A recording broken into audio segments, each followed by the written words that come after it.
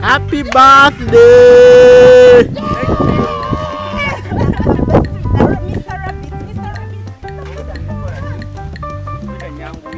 Mpoze byabo tubimu wakati.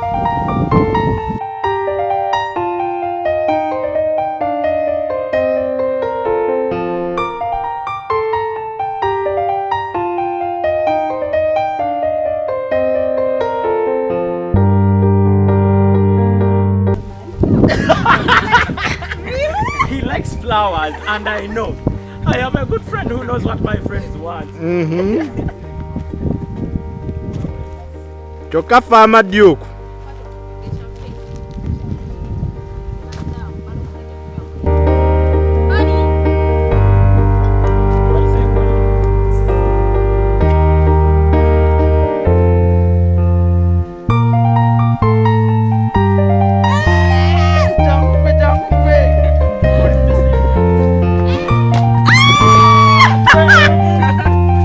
Neda sebo toduka.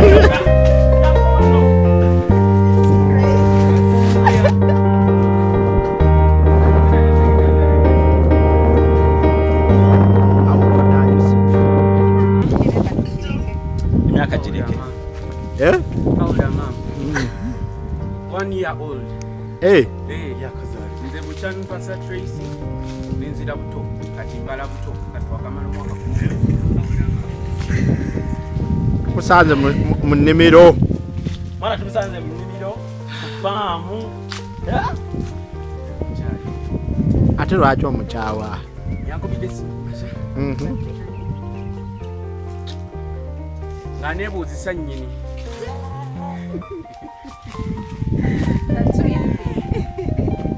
The twinny. Ah. Sima twins. Don't be tako nyoja kunyuma. Yo people, thank you so much. This has been a very wonderful surprise. But then I was leaving my rabbit's food. I was actually looking, so I just forget because in the morning I used the gate to go and buy some utensils and some food stuff, grocery. I should be specific. Kakati, when I saw the gate open, I wondered. Then I saw a car. I was like, I don't know this car. And then eventually I saw my wife come in and with this twin lost brother of mine and David Sanchez. I'm super excited. Thank you everybody. Thank you my lovely woman. Thank you my lost brother. Lovely woman mweko haga bamalala. Lovely woman yete yakuliembye. Lovely woman. So in the morning I received a call from this stupid boy asking me about a certain program that we have in December and then asking me out today. But I told him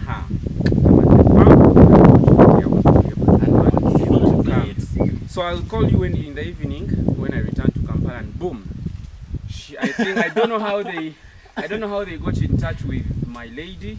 But that's a discussion for another day. But I'm super excited. I'm the connector. Tunatabukireyo gwamani.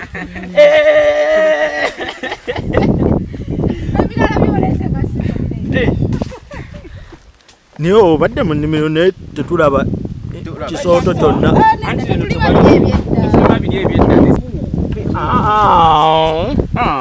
Bikutwala. Bikuwambye. Just like the dead bunny. This is a beautiful day.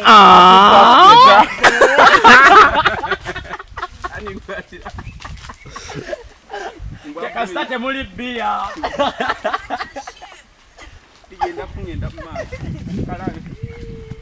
Leta msho. Diu kuleta kasala. Leta kasala. Police. Police. Kati mumbulira olukwe luno lwonna lwatandise lutya? It was actually early morning. I had Tracy's number, but I misplaced people's numbers. That's the weakness. So I misplaced it. But in the morning I made sure I got it. When I jifunye, nensoka nintegera program ya Duke, nasosa kubira Duke. When I was at kubira Duke, you can have a program here. So I had to look for Tracy's number online. I got a friend because my phone had blacked out and I had no power. So muntu nanyeze namba ya Tracy naji mpa Tracy nampa program yonna Ne musalako. Wabule chibi. Oto biganya okuwa.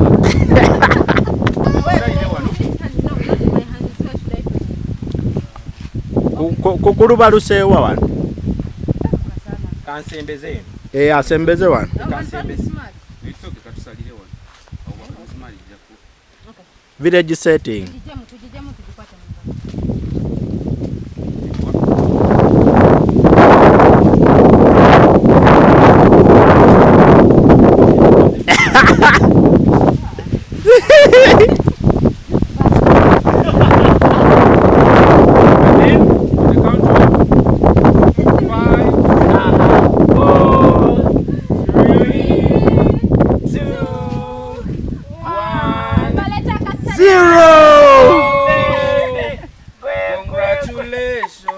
Happy birthday to you. Kumanyoko wasiza. Happy birthday. Sijako bikeke byo. You know keche wedde.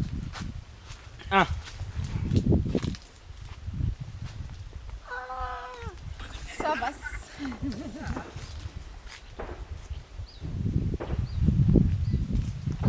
Muchato banje.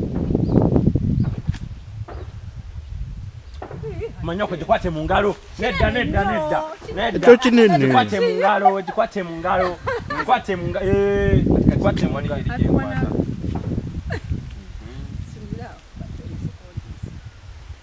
Nga bestman bwabeera sembera kumpi.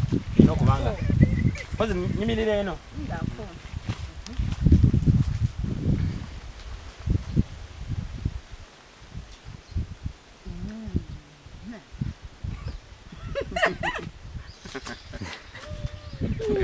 Best man nga yekoza.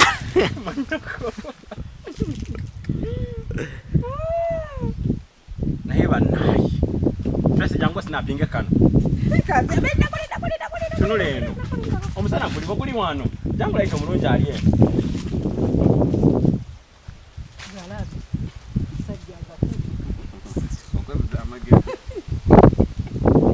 Ati kamera tebamulisa kubanga kati ani anakwata. Mulise Tange ngato chiziza umbwa gwe ati gukwa. Ona jakuwa snap. Aliko kamera yagenda okulya keke kino.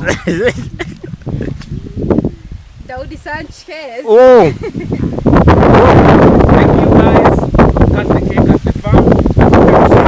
This is Sukuma wiki that I've been picking right from morning, and we are preparing this particular Sukuma wiki for our beautiful rabbits. So thank you so much, guys. Bana ine gate because the Duke's farm. Yes, the gate has the Duke's farm, so I think it's too funze to in the one because the farming yantama. We have to be opposite. Farming yantama.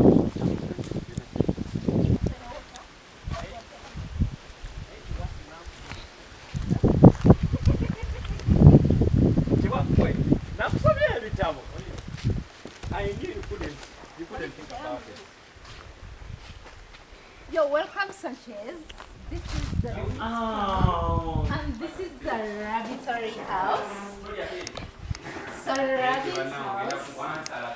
This is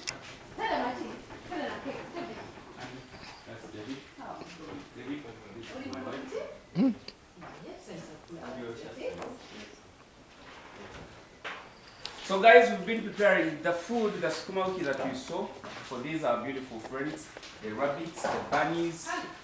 You see them? I would have loved giving them the cake, but no, they don't share food with us. So this one get back.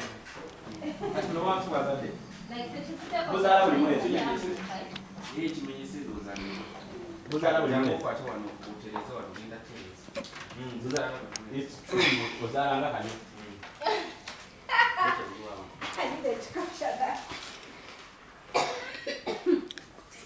So this is the farm? Yep. Banana farm. This is the Duke's farm. We do a couple of things. Hi, honey. We started off with rabbits, and we have Sukuma wiki. Very soon we shall have chickens. We shall have fish. We shall have bees. The bees are coming in, I think, in the next couple of weeks. Those ones you should be ready to land and come and buy honey from us. We shall also be doing We do, of course, trainings of different farmers. Training but particularly right now, rabbitry first, then the other things will come eventually later. Okay. So Duke, you changed into farming from a YouTuber to a farmer? No, I didn't change. I do both because I incorporated farming into content creation. So I create content for YouTube, for Facebook, for all other social media platforms, but at the farm. So it's just a change of content, but at the same time, I wanted something that would give me both. One, money, but at the same time, content. And what a better way to think about farming. So I get content, but at the same time, I sell the rabbits to get money. Or I sell all the other things to get money. How did you start? How did I start? Yeah. One rabbit. We started with one farm. Eventually we have about, I think, roughly 200. Do you have 200 favorite rabbit?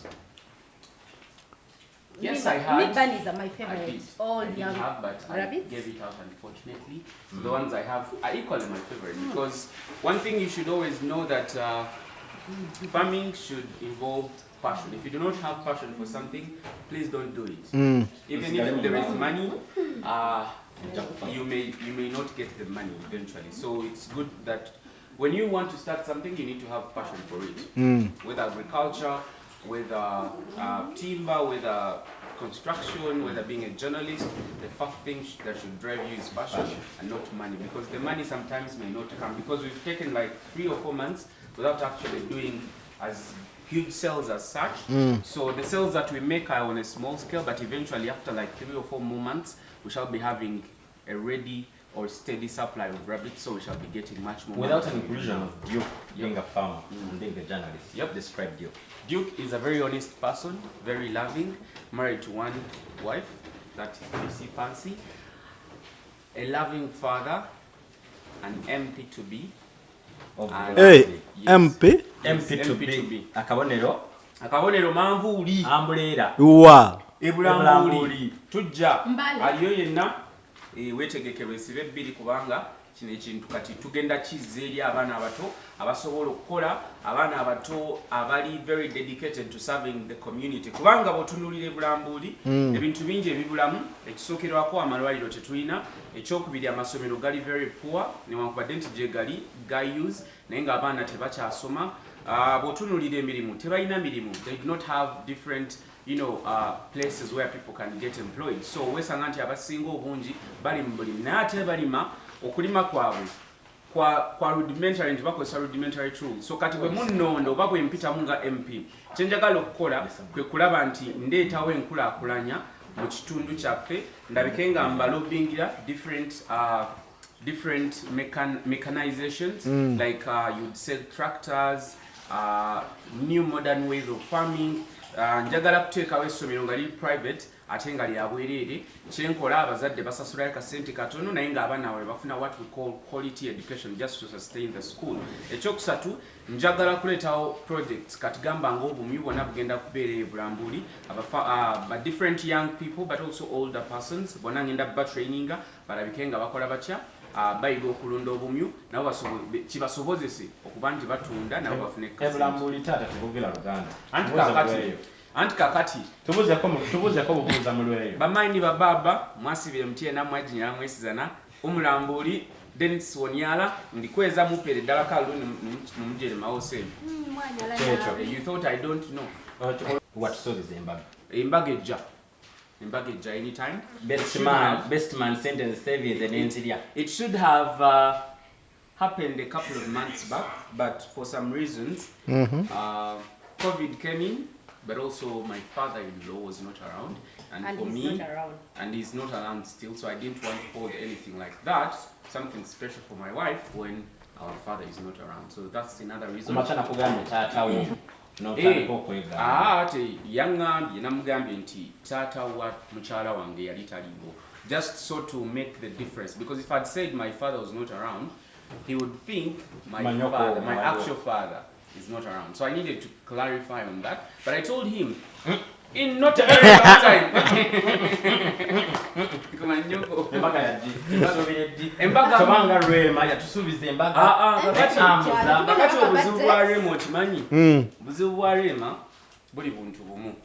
Ye si mulokole okitegeera ye musiraamu kati ebyabwe biri different from ours mbo bakwanjanya kuwera bakuwerawo sometimes okitegeera biggwera awo naye ffe tuli basajja balokole tuli basajja tukkiririza mu Mukama embaga ejja anytime around next year at least first months of next year. How does Mukyala differentiate from Duke? How does Mukyala differentiate from Duke? Kakati Duke gwe bamanyi omusajja wa social media akuba nnyo kerere. Omusajja mukolo like mukozi wa comedy wa bikolobero naye ate Mukyala musajja muntu mulamu nnyo muntu wa kitiibwa muntu ayagala Katonda musajja wa mazima musajja omugisu mpozi he's a son era abantu bangi waka bannenyimirizamu nnyo. Yes. Owa Salongo ne Nalongo tosuubira ddi? Owa Salongo n'obo nze ndi Salongo nina abaana oyina gamba mutwongerako ddi abaana oyina bwe batyo abaana nti si nange nina okimanyi nina right naye Salongo ne Nalongo buzadde balongo si abaana bange balina emyaka 10 bonna 10 sema abalongo baba balongo banga oyagala balongo next year kale inshallah. Wow. Contribution ndabisa okwongera. But thank you guys. Thank you so much. I'm super excited.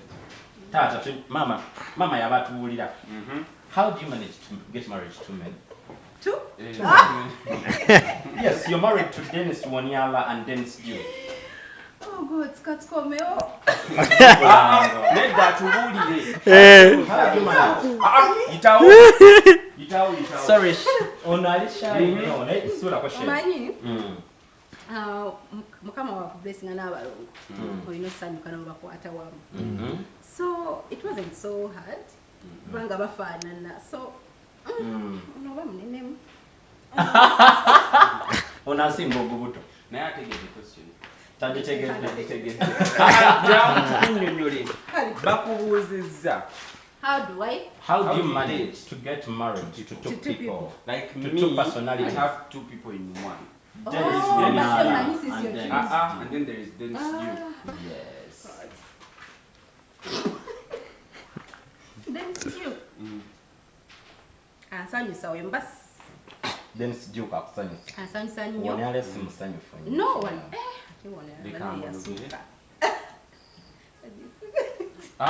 Atubuulire Sanchez tomujjaako kamera. Alina otubuulira kale tobyogere. Bakunzibeko. Omusajja kamera wa buseere. Ati ndi basire kwenyo muyingirira. Nali manyi basire kwenyo. Wangamba luli basire kwenyo. Next question. Mubuze ekirala. Kigundi kyange kyamakyanga. It's my secret. Okunyirira nga tova ku mutindo. Musajja ndabirira. Omugisu. Era anytime now. Omukubira leta abalongo. Alangulira. Andabirira bambi sitoma. Era buli wezi ogondya mugaati. Yadde ndi farmer but akala kabera on point. Akazigo twesiiga. Empeta yeri wataata. Empeta nanti ya next year okitegeera. Ono nga jino. Nanti yegwe baliwa. Ye yasooka okufuna yetampa. Kuwa sawa biki ebyo byonna. N'emipiira giguze egy'emmotoka. Anything for daddy. Bino ebya pujama ne vests ne the king was born. How do you donate? The king was born ku socks.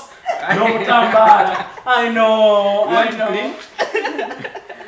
Mugule emipira gy'emmotoka abasajja mbagulireko ku kasi n'emmotoka zennyini abasajja mbagulire ku plots of land abasajja mbawe ku byapa abasajja tufuse babuseera ate babbula bali mu 2022 nno abasajja babbula bagamba 2023 mugula boxa mwana mugula batata bamwe exactly omusajja muterewo business y'amamotoka oba business ya spare sajja abiri ne sente akulabirire naye kati gwe oli awo omuluzi asungira kufa mujje mutuwagire obumyu Duke akamyaka koze ka sente meka akamyaka koze kisinziira kisinziira ku breed, size n'emyezi. Kakati Ninda. range eva ku 5,000 mpaka ku 15,000. Kati nga kamyuwe kati 150K. ndi kinene bwe kityo. So Tracy yansubiza nkatwala waka nkatwalire abato. Wow. Ate the rabbit meat is so delicious. Man, if you had a chance to go back 5 years back, what would I change? what is something that you would do? Not change, something you would redo. Oh, something I would have done, perhaps. Or something I didn't do. Something you would have done. Don't set your own question. One is, I should have started my YouTube channel 5 years ago. Because I started it a little bit late, but never better late than never, they say. So that's one. Two, I should have known that journalism requires a lot, and it's a profession that does not pay financially, but pays you eventually as time goes on. And for some of us who are aging, because I'm now getting old, as you know, I needed to focus my energies on things that would bring back money. I have children, I have family to take care of, and I have, of course, you're my family. When I say family, it's you. Okay, I have a woman to take care of, and as you can see, she's looking lovely. She needs, money. So, what I would have changed is I should have embraced other ventures besides journalism, because if I had started 5 years ago, then I would be somewhere else. In fact, another thing that I regret not doing is not getting determined to stand for the position of MP for Glambuli just this last year. Was it last year? This in year? The last concluded election. Yes. So I somehow naloba the Baganda say nalobamu, but my time has come, and this is the right time, because I believe there is always the right. Speak to time. a 20-year-old Duke. To a 20-year-old Duke, my brother, you can never have enough sex. Sex is something you should have perhaps not run into. Girls will always be there, and as you get older, you meet better persons, you meet better people, and I'm glad that I met my better half. And the mistakes I made at 20 was to date, people that were not adding anything to my development. And that's something I always tell young people. You must be having something grateful at 20. Yeah, You're all speaking ill about the 20s. Yeah, because that's the time when we most certainly make a lot of mistakes. Yes. And I think, of course, in the 20s, my early 20s is when I got my daughter. So that's something I'm very proud of. She's not a mistake. She came at the right time. Children are a source of blessing. Now look, when buli lwenzije wadyo banzijukiza oleta byawo tuli balokole. What's your favorite Bible verse? My favorite Bible verse, John 3:16. For God so loved the world. Nonya yenda. Gave His son. Nonya yenda. You said my favorite. Okay. Rabbit. Psalms 100. Psalm 100. It goes. And that we're not going to be telling you my secrets. Please go and read it. It's something that I use to energize myself. By the way, for those of you who did not know, Psalms is a very, very good Bible or book or chapter in the Bible, and it's something that you should always, at least on a daily, read a verse in Psalms. It's very, very inspirational. Tell someone not about your negativity of the 20s or the jokes of the 5 years ago. Tell them something they should have. Something you should have, honesty. I've always had honesty from wherever I've been, and that's something I'm very proud of. In fact, if it wasn't because of honesty, you didn't find me here, because I would have lied to you that I'm at the farm, yet I'm at somewhere else. But I spoke the truth that I'm at the farm. So always I tell people that be honest, be hardworking, be self-motivated, because you see, all the companies I've worked with, they've loved one thing about me. They don't push me. I push myself. So always push yourself, because, in fact, people are rarely pushing people these days. Must-haves in your life? Must-haves that you think everyone should have. God, number 1. Number 2, one girlfriend, if you choose to have one. Number 3, an entrepreneur mind. Always do not think like, I usually tell people that for you to get better as a person, you need to think beyond or to think outside the box. And when they say outside the box, they don't simply mean that just close to the box. No, they mean extremely outside the box. What looks extreme is actually the best. And usually, many of us fail to take risks. Tracing away to Galawo Basoka. Where was Abantu? Thank you so much. Tafukamira mukyala omulungi tafukamira. Queens don't kneel. We just give hugs. Thank you so much. Mwebale twagala mwebale kunjagalira mwami wangono. Mr. Mukyala MP to Vive Lambuli District. We are coming 2026. Yeah. Thank you so much. Banaye, the best man. Sibulawo Best kwebaza. man. Tuleta kwebaza. Mwebale twagalira eddenzi. Ezunzi. Sinnazunga. Simuzungu. Mukyala Omulunzi. Ozunga ki? Ozungira ku faamu waka. Omulunzi azungira ku faamu. Rabbit meat is better than So, chicken. Byanange, thank you so much for supporting us. We love you. Until then, see you next year. Bye bye. See you next year. Mbagye.